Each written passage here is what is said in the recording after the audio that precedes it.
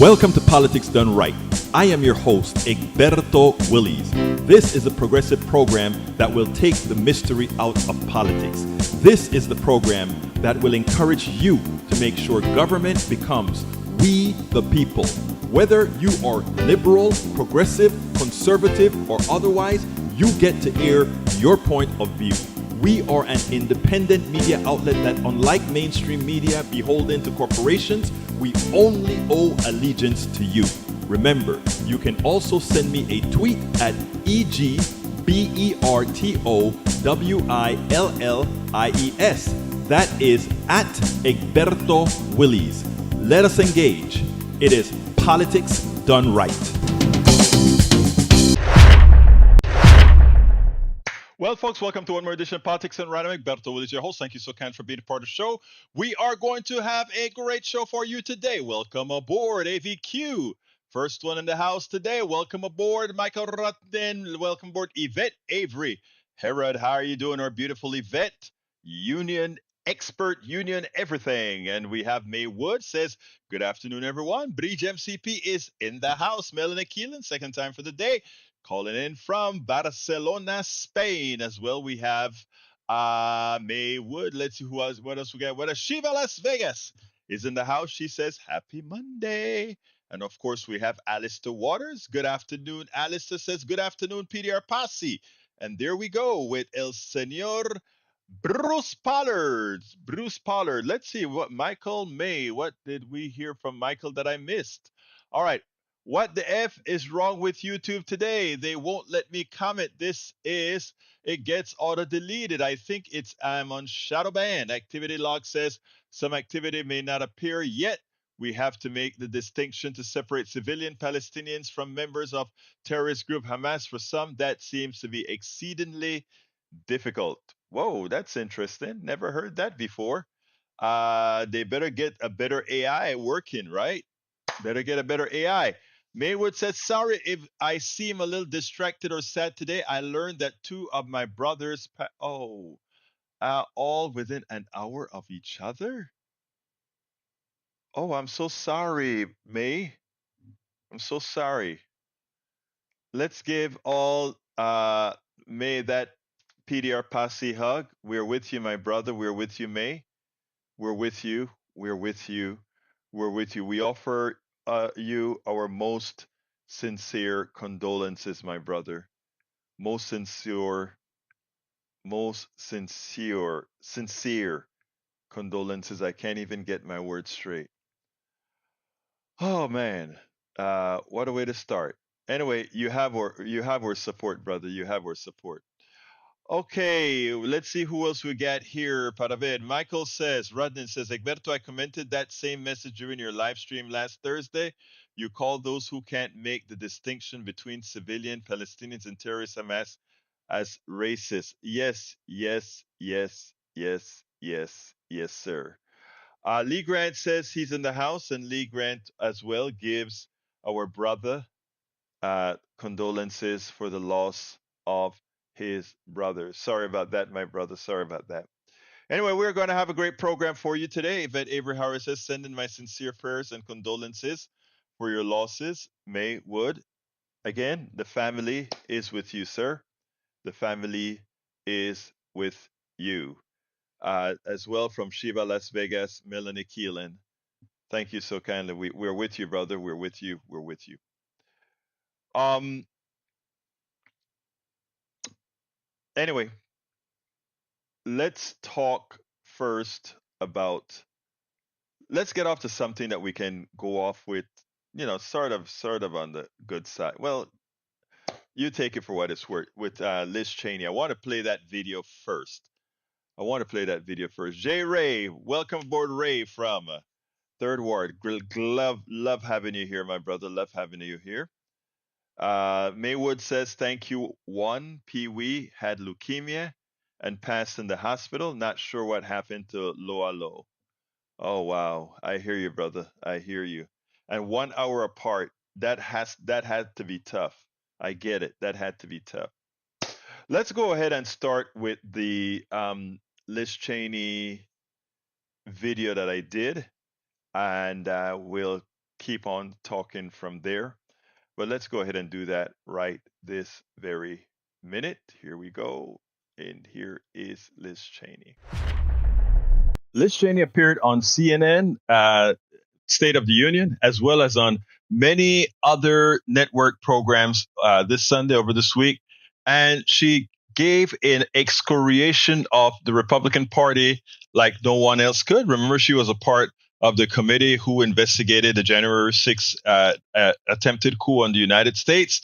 So she understands where Trump is coming from, where the Republican Party, and specifically Jim Jordan, who attempted to run for the Speaker of the House and failed dramatically, or I should say failed in a dramatic fashion. Well, she appeared with Tapper, where she discussed both Israel, Palestine, and many other important issues. As it turns out, yes, Liz Cheney is a conservative. But what's interesting from this conversation is that as well as making it clear that Donald Trump cannot be president again of the United States, she also made it clear that she just may be a candidate for the presidency of the United States as well. And I want to say a few things after that. Check out what she had to say, and then we'll take it on the other side. What would a second Donald Trump term look like? Well, he cannot be the next president because if he is, all of the things that he attempted to do, but was stopped from doing by responsible people around him at the Department of Justice, at the White House counsel's office, all of those things he will do.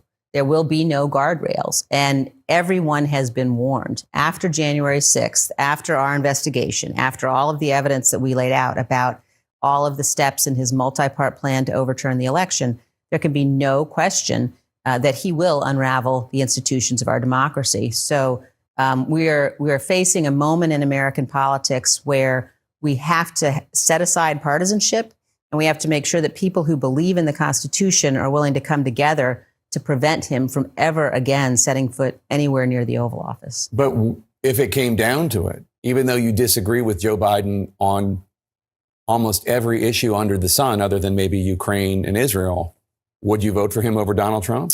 We're going to see what happens. We're going to see how things unfold. I think Donald Trump is the single most dangerous threat we face. I would imagine that there will be a number of other candidates in the race. Would you be one of them? I think I'll tell you what I am definitely going to do. I'm going to spend the next year between now and the election certainly helping to elect serious people, helping to elect sane people to Congress. Of both parties? Yes. Because I think that we could well find ourselves in a situation, given what we know the Trump folks are doing in terms of attempting to question the results of the election. We don't want a situation where the election is thrown into the House of Representatives and Donald Trump has any possibility at all of prevailing under those circumstances. So we've got to elect people who believe in the Constitution and who take their responsibilities seriously to Congress. So I'm going to be spending a lot of time doing that in addition to other things. But you're not ruling out a presidential run? No, I'm not. I don't think people should take this lightly. Liz Cheney built a certain amount of goodwill with many moderates, many Democrats and Republicans alike for the stance that she took to protect the country. Now, let's be clear here. Liz is as ultra-conservative as she has always been. But the one thing, again, is that she is, in fact, a patriotic American, even if her values seem anathema to that which progressives believe are the right values for this country, as I do. But we shouldn't take it lightly, because compared to our current president, President Biden, she's fairly young. I think she has, with all the past baggage that she had, her present baggage has quite a bit of appeal to many. And I don't know if there are any polls that place her up against Biden as yet, but I imagine they are forthcoming. I think many, simply because of age, may look at her as an acceptable alternative, even if their values don't coincide, because Americans, many of them, have yet to understand that the president is more the presidency than the president, the individual. And that even a less than active President Biden will be able to push through many more progressive policies than a Liz Cheney would able to do. But a Liz Cheney as president will have us lose much of what we've gained over the last several years of the Biden administration, or I should say the last several year and change of the Biden administration, where many progressive policies were placed into effect, where poverty was stunted, where just the things that we stand for got done. So buyer beware. And I really mean that about buyer beware. Because I've spoken very well about Liz because I thought, or I know that Liz is a patriotic woman. I know that Liz has done quite a bit to aid in the January 6th commission. Yes, all of that is true. But after that is all over, and after she comes into the fold for leadership, and folks, I only have 6 thumbs up on YouTube. Why don't you give me some thumbs up on YouTube? Very important to help the algorithm go out and seek people. So please give us those thumbs up on YouTube. We need them. And likewise, the likes on Facebook to help the algorithm. Programs like mine, for some reason, gets throttled quite often. But anyhow, let's continue. Michael Rudnin, or rather, Maywood says, no, that's Michael Rudnin says, mainstream network media always loves anti-Trump Republicans more than progressives. Yeah, because they sell the anti-Trump Republicans as centrists, which by no means are they centrists. No means. Liz Cheney is as conservative as she gets. And look, I gave her kudos. I gave her respect for what she did. I think she gave some positive affirmations to the commission. Folks, if you're on YouTube, please give us those thumbs up. We'd like to get those thumbs up on YouTube. Now, Alistair Waters says, in the middle daughter between my big sis and my kid sis, I can't even imagine how hard it will be losing either of them. My love and prayers and support for you, Maywood. This is after Maywood told us his story of his 2 brothers passing within an hour. Sorry to hear again. Eric says, Bridge says, Eric must be arresting someone. He isn't here. I imagine Eric will get here in a little bit. I think we saw him this morning on the morning show. Lee Grant says there was a lot less war going on under Trump. I agree. There was a lot less war going on under Trump. I think, to put it bluntly, our military industrial complex was probably scared that Trump wouldn't know how to just thread the needle so that we get a whole lot of military spending without a whole lot of pain. I don't know. I'm just saying that, okay? Welcome aboard. Mary E. Martin says, with all due respect, we really have to get beyond the age thing. President Biden, he and his cabinet are our only political hope. Let me just say one thing, Mary. I don't want. First of all, if Biden is the candidate on the Democratic side, personally, I will vote for Biden. I would much prefer. In the beginning, I would have much preferred a more progressive candidate. We don't have it. I will vote for Biden.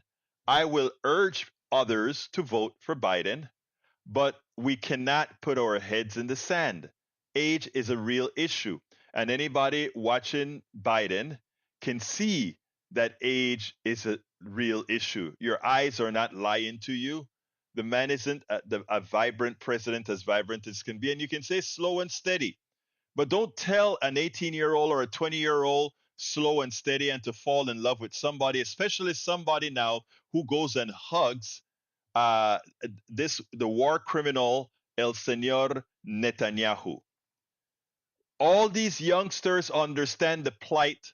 First of all these youngsters hate, they abhor the criminal terrorist attack on the 14 to 1500 Israeli citizens. They abhor that. Absolutely. No doubt.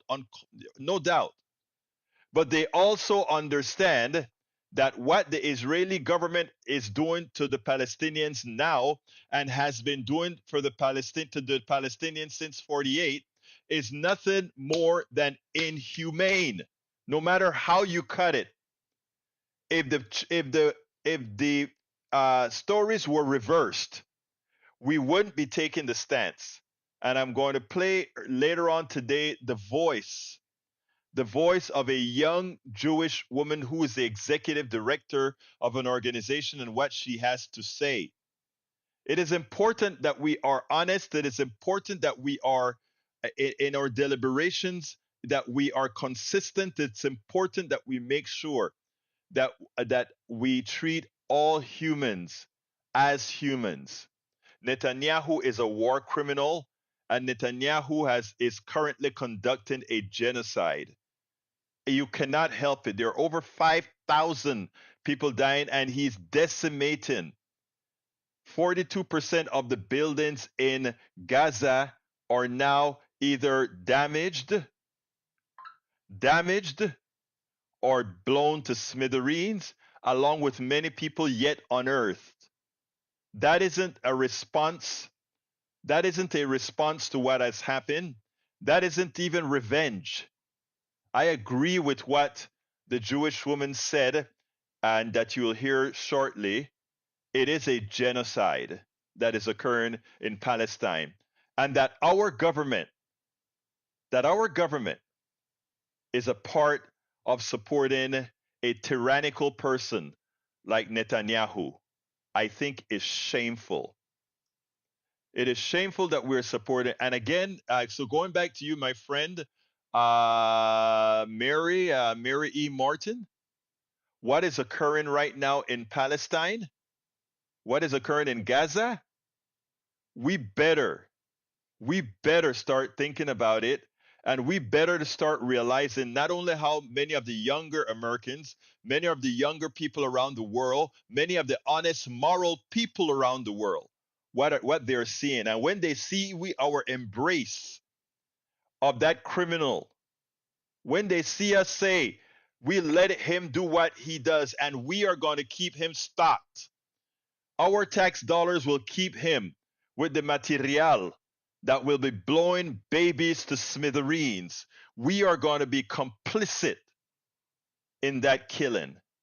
All of us are inherently complicit in the killing that is occurring in Gaza. That is the honest assessment, and that's the honest answer. And that is what is happening, and is not up for debate. The debate. That is what is happening right this minute. Every time you see an explosion in Gaza, and they say, "Oh, we tell the people to leave." Leave how? All the fuel, they don't allow fuel into Gaza. They don't allow electricity into Gaza. They don't allow water into Gaza. It is almost to just let these people suffer and die. Collective punishment for the sins of Hamas. If your heart doesn't bleed for that, if you don't see the persons doing this as evil, please help me. Help your soul. All right. Paul Plymouth says the fact that the New York Times printed a lengthy correction is important. None of the fake Twitter experts ever do that. Doesn't excuse the original mistake, but it's important. Let's see. Editors note Gaza hospital coverage. And by the way, the Gaza bombing is yet unresolved. Okay. Right now, they're still trying to say that it's a Hamas or the missile from one of them. Could be. But what I'm saying, it's still an open question. Both of these guys have been famous in saying the other side is the one responsible for this. All right. Michael Radden says, Lee Grant, Trump dropped about 40,000 bombs per year in the Middle East. Less war. Foreign Policy Magazine 2017. Donald Trump is dropping bombs at unprecedented levels. Michael Radden also, Bree says, Michael Radden, Lee Grant. Oh, I read that one already. Paul Plymouth says, breaking in a huge win for President Biden. Turkey has officially signed the agreement allowing Sweden into NATO. President Biden has once again united the Western world against illiberal authoritarianism. This is devastatingly bad for Russia, China's geopolitics. Brit says Lee, he didn't start wars, but he did drop a lot of bombs. Paul Fleming Sr. says, decisions at the Supreme Court ruling against donor disclosure have helped to make mega donors like Harlan Crow more powerful and insulated from public criticism. So true, so true, so true. What else have we got here? The plea deal accepted by, this is from Breach MCP. Okay, hold on a second before. Michael Rondon says, skim the article. It doesn't say who actually hit the hospital. Do you know who actually hit the hospital? No, we don't know that answer. We'd hope to find out sometime. All right, British MCP says the plea deals accepted by Donald Trump lawyers Cindy Powell and Kenneth Chesebro, as well as Judge Bill's bondsman Scott Hall, have opened up Fulton County Judge Scott McAfee's schedule, leaving him free to set an earlier trial date for the former president. According to the former U.S. Attorney Joyce Vance, McAfee has been pressed by Fulton County DA Fannie Willis to speed up her RICO trials, and his now open calendar could lead to him assigning trial dates to defense attorneys for the 16 remaining co-defendants. In the case of Trump, Vance pointed out that the McAfee is more than aware of the former president's myriad of legal problems and court dates, most of which are headed to trial later dates or have yet to be scheduled. Substack platform Vance suggested. That's interesting. Fannie Willis would leave it up to judge to rule, but look for her to file a motion this week asking him to set a date. Remember, Willis was willing to try all the defendants October 3rd. She's ready to go, but it's going to be hard to fit all those trials in, and Trump is sure going to complain about both political interference and violation of his rights to adequate preparation. Both are issues all judges will have to take seriously to protect the integrity of any convictions or appeals. Very true, very true, very true.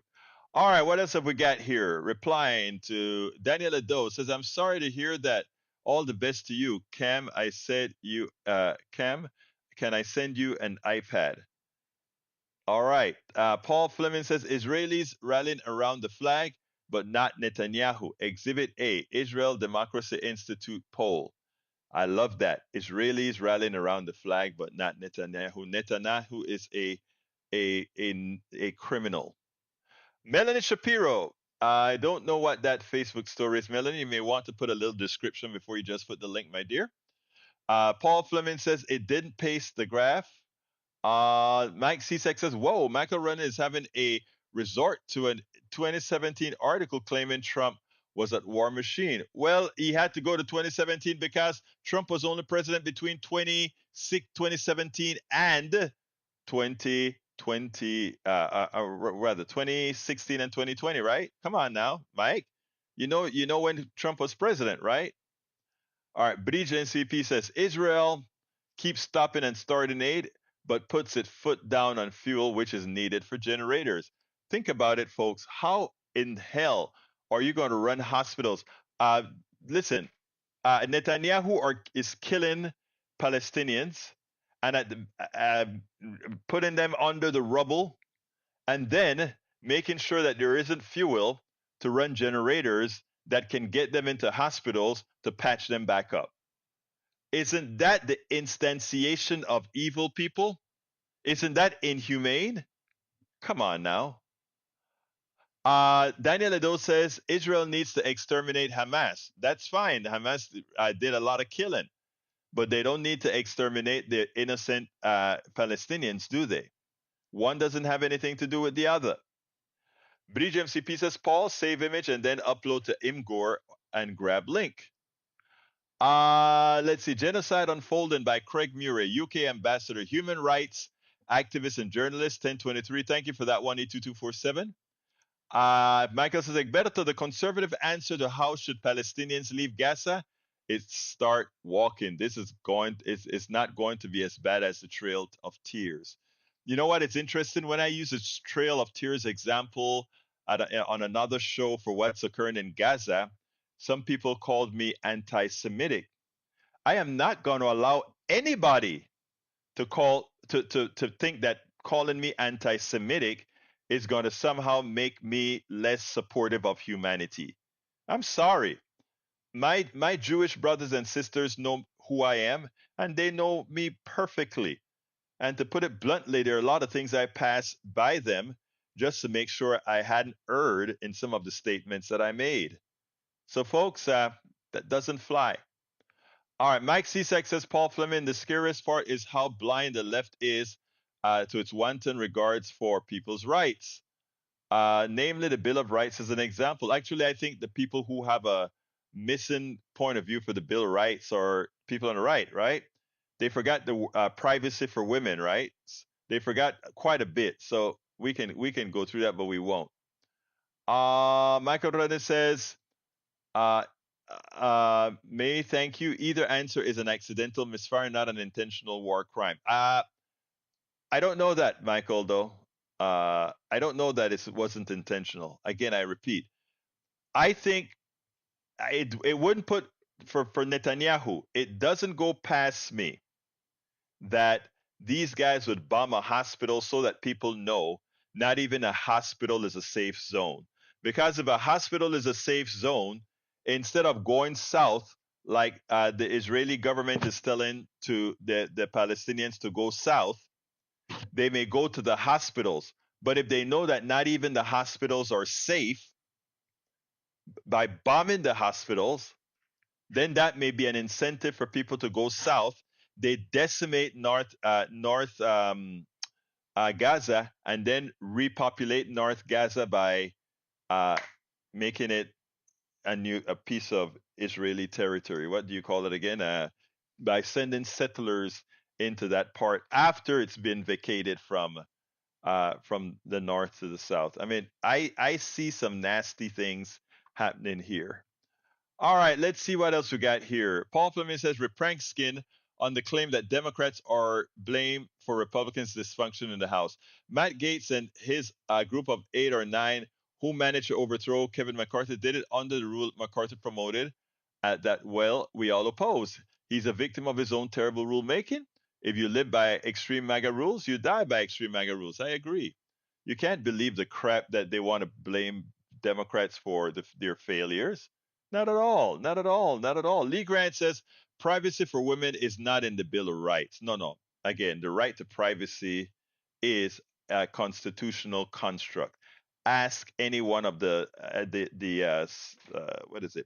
Supreme Court justices. Paul Fleming says, in 1992 Arizona versus California case, states rebuff tribes' attempts to access Colorado River water.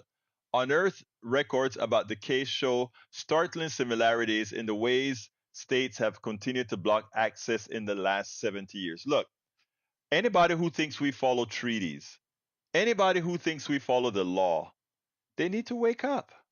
Because the truth of the matter is, we follow the law as long as it's convenient to us. We don't follow the law when it's not convenient in our opinion. That's how it is. That's how it has been. All right. Let's see. What we go here. Michael Redden says to Mike Cisak, 2017 was just the start. Here's one from 2019. Trump continued escalating air bombing. Trump didn't give a damn about collateral damage. Record 7,423 bombs dropped in Afghanistan in 2019. The U.S. has ramped up air bombing since Donald Trump was elected president in 2016. So you know what? It's good with our people from our posse. We actually come with the evidence. All right, what else have we got here? Breed says, what we got? Michael Rundin to Mike Cisak. 2017 was just the start. Here's one from 2019. Trump continued escalating air bombings. Trump didn't give a damn about collateral damage. All right, I read that one already, but here's the deal, folks. We got a new thing to show you. I want you to listen to this young woman. I was so impressed with her. She appeared with Joanne Reed, and what she has to say is quite and very, very important. Here we go. I love it that we have some of the hosts on some of the stations that are actually doing a fairly good job of talking about the Israeli-Palestinian issue in a cogent manner, in an honest manner, and present the case the way it should be presented. Right now, we all accept that Hamas has done a horrendously terroristic act, violent in the way they have murdered those 14 to 1,500 Jewish brothers and sisters. We get that. We understand that. It was horrendous. The response that we are currently seeing by the Israeli government, however, makes one wonder if they can hold any moral authority in the manner in which they're conducting not justice, but revenge, in the way they are decimating Gaza, which already was decimated, which already had its people living in a prison, which already had people who were without rights, which already were in dire straits. I want one to think about these issues as they learn, as they hear different sides of the equation. There's only one thing that is honest. There's only one thing that's correct. There's only one thing that's moral. And it isn't what the Israeli military is doing in Gaza right now. 42% of the buildings in Gaza as we speak, as of the date of this post, are either damaged or destroyed. 42%. Look around any city, look around your city, and make the assumption, what would it look like if 42% of your structures were damaged, inhabitable? Think about what would it be if you had no flowing water, if you had no electricity for weeks on end, because a terrorist organization from your land came in. Think about that. Think about you having to have collective punishment for something that you didn't do. Well, there are good people in America protesting that America has dragged itself too close to the president of Israel, who is Netanyahu, who for all practical purposes are nothing more than a right-wing evil hack. But anyway, let's go ahead and listen to Joy-Ann Reid and her guest, Stephanie Fox, who is a Jewish Voice for Peace executive director. It's great to see moral folks talking about the issue, not from a militaristic, evil point of view, but from a point of view of humanity. Listen to this and then we'll take it on the other side. Well, it's indisputable that Hamas perpetrated a heinous terrorist attack on civilians. The Israeli response and the context of the overall situation in Israel and the occupied territories in Palestine, some 70 years of difficult history, have complexities that aren't as easy to categorize into neat boxes. Hamas doesn't represent all Palestinians or even all Gazans. And there are many Arab Americans who have expressed empathy for the Israeli hostages kidnapped and those who were killed in the October 7 attack. And the Israeli government doesn't represent all Jews around the world or even in Israel. And there are plenty of Jewish people in Israel and the US who are expressing empathy for Palestinians in Gaza. In fact, there have been groups of Jewish Americans demanding a ceasefire, protesting at both the White House and the Capitol this week, with hundreds arrested. I'm joined now by Stephanie Fox, the executive director of Jewish Voice for Peace, one of the Jewish groups that organized the protests. And so thank you so much for being here, Stephanie. I saw those protests and it was very heartwarming to see just human consideration and care. What prompted your organization to do those protests? Absolutely. Thanks for having me, Joy. This week we brought together 5,000 Jews in a massive demonstration demanding Joe Biden and other American lawmakers tell Israel to implement a ceasefire right now.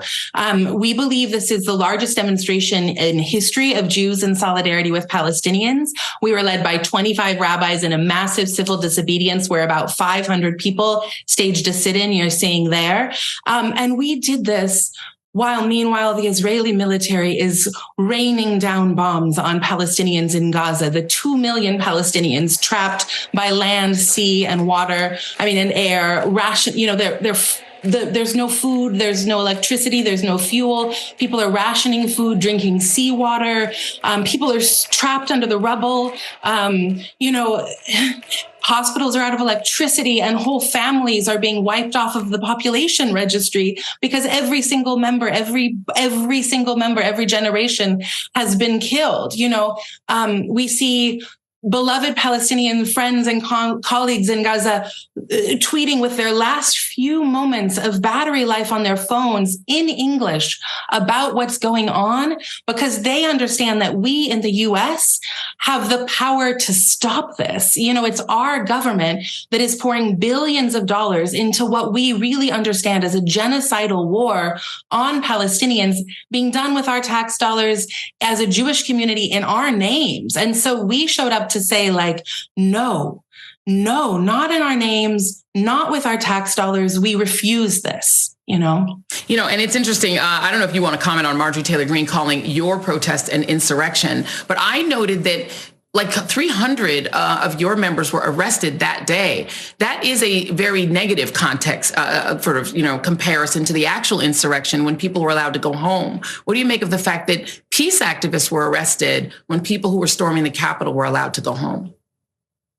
Well, it says a lot about the values of the U.S. government, right? That, Jewish Americans showing up to say, absolutely not in our names, demanding a ceasefire now and demanding an end to the root cause of violence for all people there and ending 75 years of oppression of Palestinians. But really primarily in that space saying ceasefire now, that, hundreds and hundreds of us were hauled out by Capitol Police, says a lot about where the U.S. government's support goes. Let's talk about, there are some progressive Jewish folks in this country who say they feel abandoned by the left, that they don't feel supported, that they're, Jewish people still are the number one targets of hate crimes. What do you make of that, of people's feeling that there isn't as much support for Jewish folks who are also scared and grieving? Joy, I was raised to understand the core Jewish value of B'Tselem Elohim, which means every single life is precious. All human beings are made in the image of the divine, and every single life is worth an entire universe. And I was also I think about the core lesson that my great grandma Belle, may her memory be a blessing, taught me, which was that the thing we must learn from the Holocaust is that the world let it happen, and to me, being Jewish in the core of me means that there is no such thing as being a bystander in moments of historic injustice, mass atrocity. There's nowhere else that Jews would be than the fight to end genocide. It's inconceivable, It is amazing that the message from Stephanie Fox isn't the American message. A country who inherently should be in the mode of atonement because of its history, not only with Africans and the Chinese and the indigenous people specifically. Our history dictate that we are humane going forward. We must atone for what we ourselves have done. But instead, what do we do? But join the fold, join the fold, join the fold. Thank you, Stephanie Fox, for actually seeing the light, for telling the truth, for making it, allowing others to join in the fold to do what's right for humanity. Absolutamente so. It's so important. It is so important.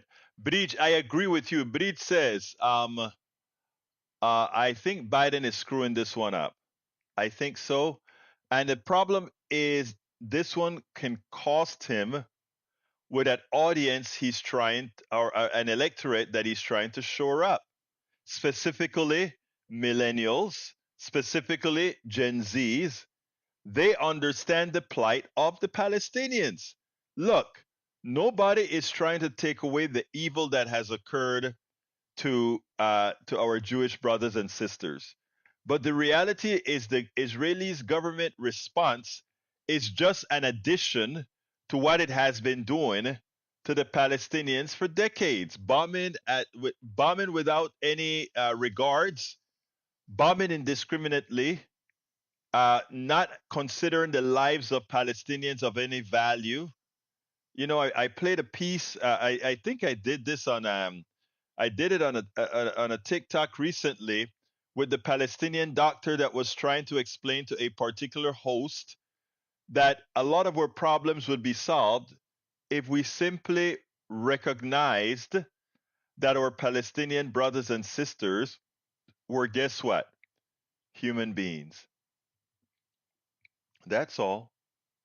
Accept and understand that, yes, our Palestinian brothers and sisters, just like our Israeli brothers and sisters, are human. Just maybe things would change. All right, Paul says, powerful. Silver Dollar Road explores the deep history of a black family's generational waterfront property in North Carolina and the many challenges they face to keep the land from developers. We should all learn about the Reels family story, streaming now on Prime Video. Is it on Netflix? I've got to check that out. Sounds very interesting, my brother Paul. Mike C6 says Maywood, so then you know what the theme is that runs through the Bill of Rights. The rest of the look, the Bill of Rights is very simply explained. A lot of people like to complicate it.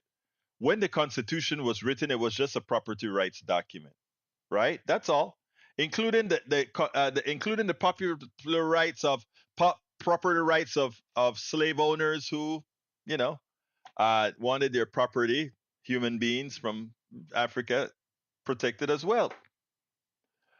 But it did very little to speak about individual rights.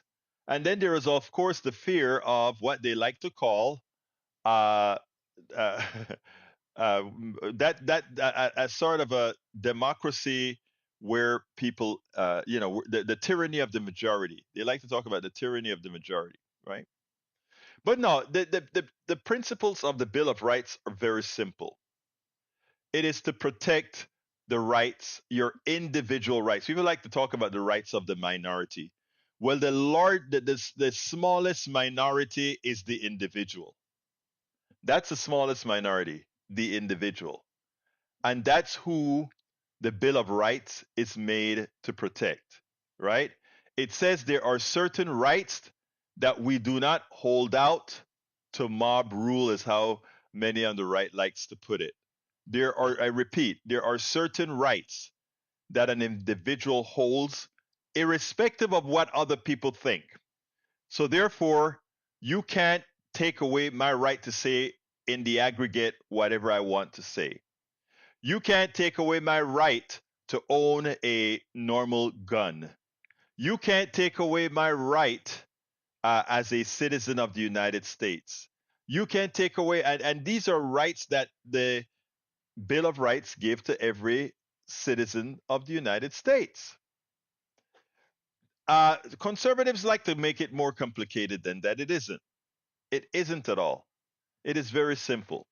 The Constitution was a very flawed document that immediately needed 10 amendments called the Bill of Rights to fix some of the deficiencies, and subsequently it had to get another 18 or so, another 17. I think we have 27 amendments, including giving women the right to vote and all these kinds of things. A lot of people don't realize these issues, right? All right, let's see what else we got here. Let's see. I am not there. Let's see. This is what you should be voicing in your facts about increased energy charges, not political rhetoric. TDU, Encore, AEP, Central AEP, Texas, North Central. I don't know what you're talking about. Is that the rates for kilowatt hour? Look, there's a simple answer to our electrical problem, right? That is to nationalize the grid. Nationalize. I mean, I don't see why we don't nationalize the grid to prevent people from third parties from making money and taking your money out of your pockets for something like utilities. I think there are certain things that need to be nationalized. I'm for the nationalization of energy. It's in my book, and I give the exact reasons why. Okay, Daniel says, why? Why must we atone? What happens if we don't? You can choose not to atone, but don't expect expect reciprocity, I guess is what I should say. Egberto, thanks for the sanity. Of course, E2247. You know, I bring the sanity. Love you, brother. Uh, After hyperventilating about Colony Ridge, that my brother Eric Hayes is still trying to make it relevant. It isn't. It's been blown out. Daniel Dos Egberto has it exactly backwards. If it is Hamas that bombs indiscriminately, just sending over missiles without a target. Sometimes they bomb their own hospitals parking lot. Israel is extremely discriminate when they bomb. No, they're not. They don't care if human beings are there or not. Okay, thank you. Paul Fleming says, and by the way, you are half right. Uh, Hamas sends rockets into Israel. It's a terrorist organization intent on terrorizing. That's why it bombs. What makes it worse is that the country that shouldn't be terrorizing indiscriminately bomb buildings where people are. No doubt, the evidence is right there for all to see. All right, let's see what else we got here. Paul Fleming says Trump's mental decline is on display again. During his speech today, he said, I was very honored. There's a man, Viktor Orban. He's the leader of Turkey, except Orban is the leader of Hungary, not Turkey. He confused two countries and their leaders. That isn't good. He's unwell. But you won't see the right wing playing that up, right? Lee Grant from Michael Rudnin. Lee Grant, you deal with Islamic fundamentalists who call for genocide the same way like you deal with other terrorist groups. Make sure you don't do collateral damage by hitting civilian populations and doing collective punishment. And collective punishment is against the world, is against the Geneva Convention, as I understand it. Every time you do a war crime, you make the situation worse. Every time you kill the women and children for those groups you hate, you embolden radicalization. Absolutely so. Egberto, left and right have different ideas as to what normal guns are. Well, normal gun is not a F-16 or a bazooka, okay? I think you get the similarities right there. All right, let's see. Bridge, why the Equal Rights Amendment hasn't been ratified yet? Suffragist Alice Paul proposed the ERA in 1923. Congress approved it in 1970. So why isn't the amendment part of the Constitution? You have to get 2/3 of the states to vote for it as well. That's why. All right, that and you know we have some troglodytes in some states that wouldn't allow that to go forward. Okay, Egberto, what else we got here? Egberto, when you call for government price controls over price gouging corporation, you'll see right wingers screaming communism. You see, I don't care what they scream. I just care about outcomes, right? You give people what a control electric system is about, meaning they don't have to pay executives those big bang for the bucks that they make, and they start seeing good pricing on their products. Watch how quickly they embrace the things that we support and how to make America utopia, right? And that is one of my books. And by the way, I forgot to tell you guys, one of the reasons I had a very tough weekend is I had to prepare for a book signing, an expo at my wife's church. So I went and I sold books. I sold 15 books there on the weekend. I sold mostly How to Talk to Your Right Wing Relative Friends and Neighbors, How to Make America Utopia, and my diet book, my book on how I lost weight. But I did good. I did good. I sold more books than I expected to sell. I thought I was going to leave there selling 10 books, left there selling 15 books. You know, I kind of help a little bit of take care of the financial pain. So it was good. But there I met a 10-year-old girl who bought my book. She came and the first question she asked is, what made you want to write? And I mean, said it so innocently and honest. And I responded to her, and I talked to her about being what she wanted to be, etc., etc. And she just left, and she said, "Okay, I'll be back." And she left, and she came back with her grandma's credit card, and she said, "I want that book." I said, "Which one?" How to Talk to Your Right Wing Relative Friends and Neighbors. I said, "Okay," gave it to her. I had never met such a rounded young woman. 10 years old. So I asked her grandmother if she thinks her daughter would love an interview. And she said, love an interview, she'd love it. So I said I told her, I said, okay, I will, when she's done reading the book, I'll have her on the show so she can tell us about it. But not only that, I told her, made sure when she's communicating with me by email, that she CC'd grandma.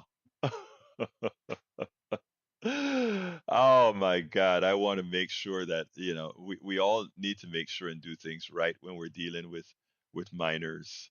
Absolutely. We must always do things right with minors. And not only that, I'm pretty sure the grandmother knows that my wife is a deacon in the church and that I'm a reliable guy.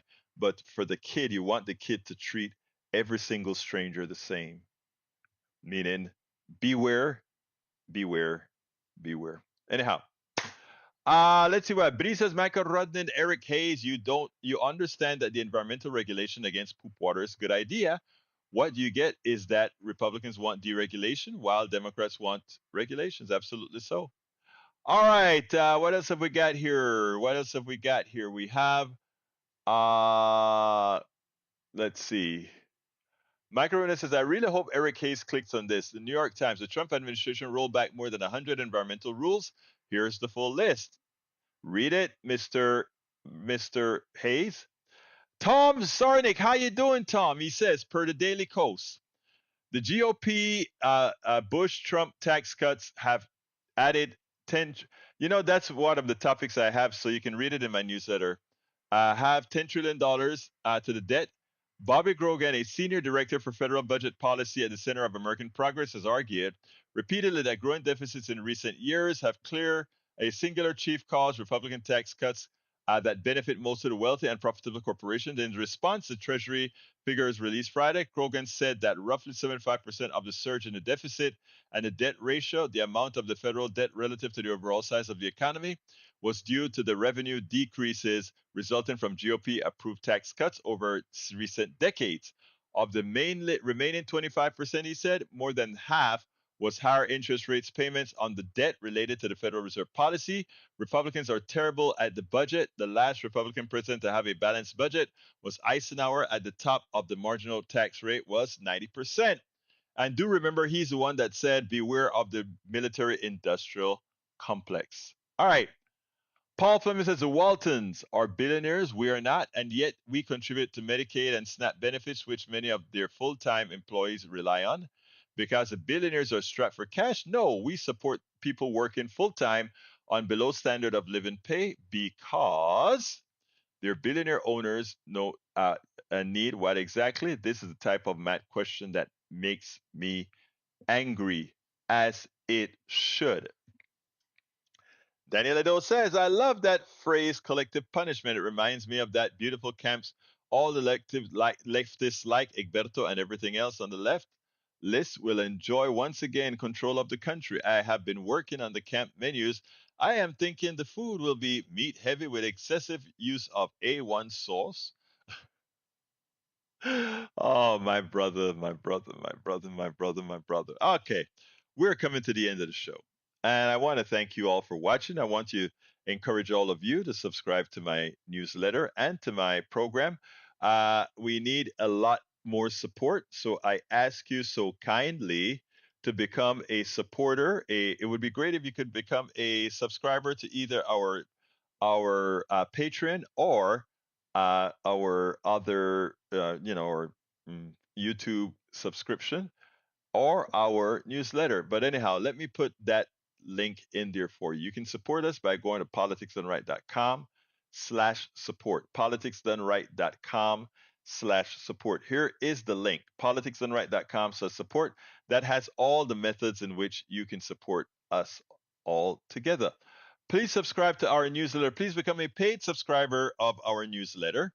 Our newsletter drops every morning at 5 a.m. But not only that, anybody who subscribes to our newsletter can read all of our books as a part of the subscriptions.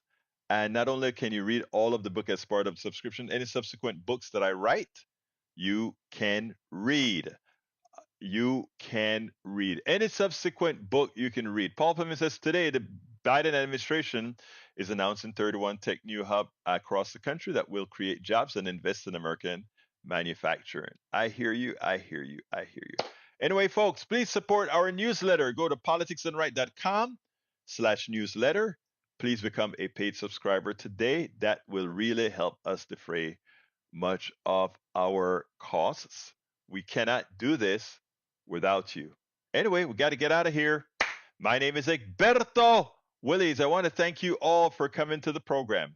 My name is Egberto Willies. This is Politics Done Right. And you guys know how I end this baby. It goes like this. I am what? Out!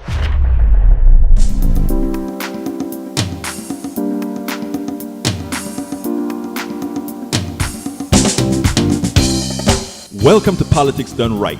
I am your host, Egberto Willies. This is a progressive program that will take the mystery out of politics. This is the program that will encourage you to make sure government becomes we the people. Whether you are liberal, progressive, conservative, or otherwise, you get to air your point of view. We are an independent media outlet that, unlike mainstream media beholden to corporations, we only owe allegiance to you. Remember, you can also send me a tweet at EGBERTOWILLIES. That is at Egberto Willies. Let us engage. It is Politics Done Right.